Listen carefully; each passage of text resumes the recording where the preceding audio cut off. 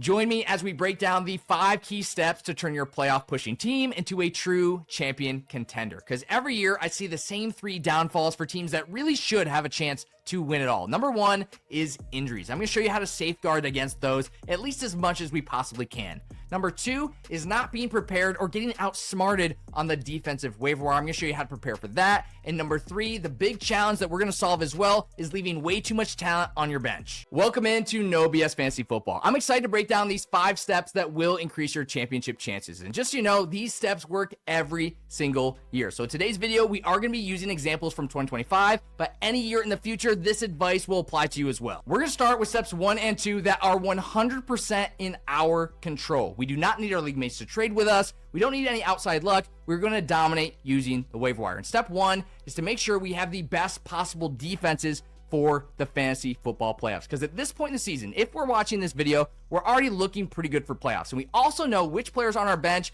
even if they're good players, are just not going to cut it in our starting lineup. And we can look to maybe drop those players, or step 5, how to get some value out of them. But in step 1, we're identifying what players we may drop to add one of these defenses that can help us out in the fantasy playoffs. I like to call this step building the defensive duo, because most of the time, there's not just going to be one defense that has easy week 15, easy week 16, easy week 17. We're going to have to find maybe 2 defenses that we can switch on and off throughout maybe the rest of the regular season and the playoffs that have some great matchups for us. Now I'm going to get specific to who we should be adding for 2025, but there are also some tips in here for you guys if you're watching this in a future year. So for week 15, we're looking at the highly available 49ers playing the Titans. I also like the Eagles, who have a good week 15 and 16 matchup. But for week 16, and this is the tip that can apply to those in the future, watch out for good defenses or teams with good matchups to be dropped on their bye week. Because right now, the Chiefs are on bye and they're being dropped by many people. But in week 16, they face a very weak Titans team. So if you can add them now, that's a great opportunity to add a defense that may have been rostered before this bye week. In week 17, I really like the Saints. There's going to be some other good options, but playing against the Titans this year is kind of a cheat code. They've been allowing so many fantasy points. So those are the main defenses I'm looking to add in step 1. Now, step 2 is going to help protect us from those injuries that I mentioned at the beginning that cost so many teams that should win the championship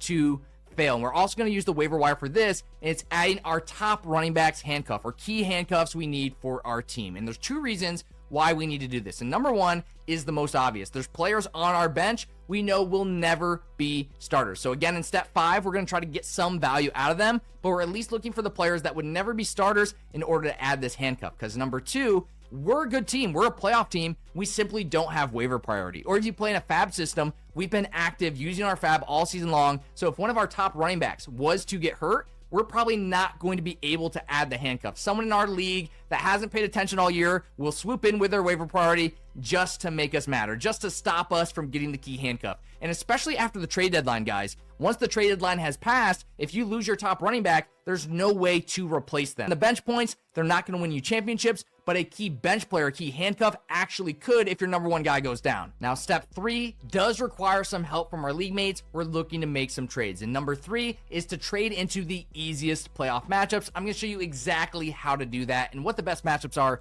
this year. And again, in the future, how to easily get it for yourself too. So I'm going to add the Walter Picks app here, and I'm going to click on the schedule difficulty. This is a new ad. You guys can get this in my profile with code NOBS. There's also probably a free trial for you as well. And we can look at all weeks. We can look at regular season, which is perfect for you guys if you are trying to make the playoffs. Look for the easiest regular season schedules, but you can also switch into playoffs. So for example, the Commanders have a very easy playoff schedule for the quarterback. JJ McCarthy this year, Daniel Jones for the Colts, Brock Purdy for the 49ers, very easy schedule. For the running backs, we see the Commanders again, the Cardinals, the Buccaneers have easy schedules. For the wide receivers, of course, the 49ers are up here as well. They have a very easy schedule. Vikings, Browns, Packers, and for the tight ends, we see the easy schedules. We also want to watch out for the hardest schedules as well. These may be players that we want to trade away in order to get those players with the easy schedule. So if you have the Walter Picks app, you can easily search up which players in your year have the toughest and easiest schedule. I'll quickly highlight those for this year as well. Chiefs, Falcons, Texans, Seahawks, and Chargers, tough quarterback schedules.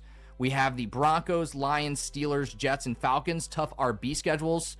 The Buccaneers, Chiefs, Cardinals, Chargers, and Texans for the wide receiver. And for the tight end, we have the Chargers, Chiefs, Raiders, Eagles, and Rams. So we have the easiest and hardest schedules available for you guys. And this is key information because matchups really do matter. You want to make sure your team has the best possible matchups in the playoffs. Step 4 is to buy the buy. This is an easy way for both teams to win a trade and everyone else in your league get upset. And this is just maximizing value here. So let's say, for example, you are 8-8 in your league. You have Jamar Chase, you have Rashee Rice, you have a top tier player in the league for your year, and they are on bye. And you're to the point in your league where you just can't afford to lose anymore. And without your best player, you are certainly going to lose. Well, it would certainly make sense for you to trade with a team that's already in the playoffs and get some players that have already had their bye so you can start them this week, increase your chances of making playoffs.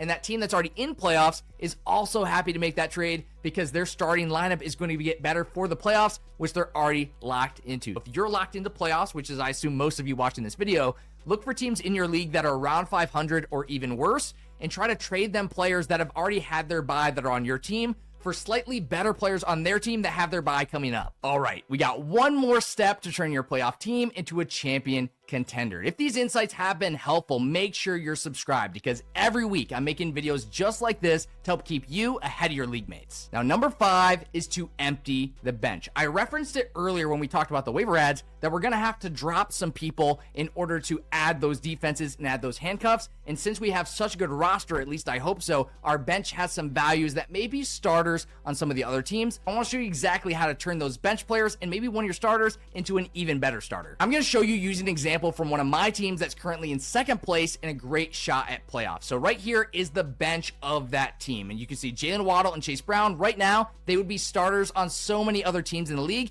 but they're on my bench because my starters are so good. And if I combine them with one of these awesome starters, I could probably trade for one of the best players in the league. Now, this is the perfect example team to trade with. They're about 500, so they can't afford to lose any games. They've got Jonathan Taylor, who this year is one of the best backs in the league. And they also have a questionable starter, someone they probably don't want in their starting lineup. They could definitely use an upgrade. If I sent them a trade like this, Waddle and Saquon to get Jonathan Taylor, that's something they'd probably accept. They get a slight downgrade at running back, but they get a big upgrade at wide receiver. And for me, Waddle is on my bench. I don't need him, so I'm getting a better starter for my lineup as well. That's the perfect trade. Now we can go back to steps 1 and 2 and add a key RB handcuff, or we can add a defense to get us ready for the playoffs. Now it's time for you to go turn your team into a championship contender. If you have any questions about any of these steps, drop it down in the comments. I'll be responding to as many as I can. And don't forget to hit that like and subscribe to get more videos like this that are going to help you win a fantasy football championship.